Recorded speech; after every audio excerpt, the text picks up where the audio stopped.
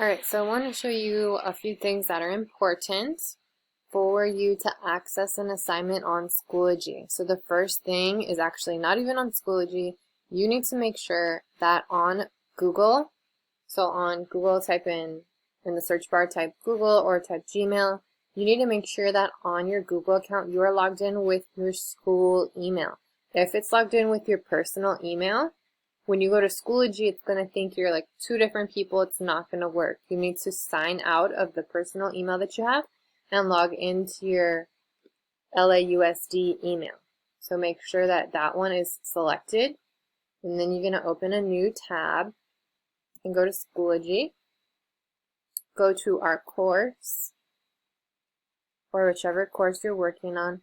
And then the assignment, now that you're on LAUSD email and your LAUSD Schoology account, this should work for you by clicking this. Alright, so you should be able to start editing this assignment.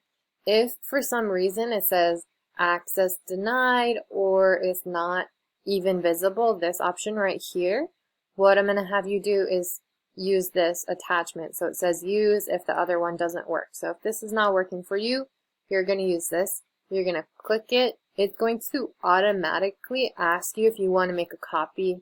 So you're going to click yes, make a copy. And now you have your own copy of this.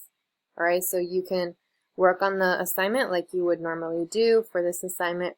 Right, you have three formats to choose from, and you're just going to choose one, complete that template with your information, and then delete the ones that aren't yours. So you're just going to submit to me one slide.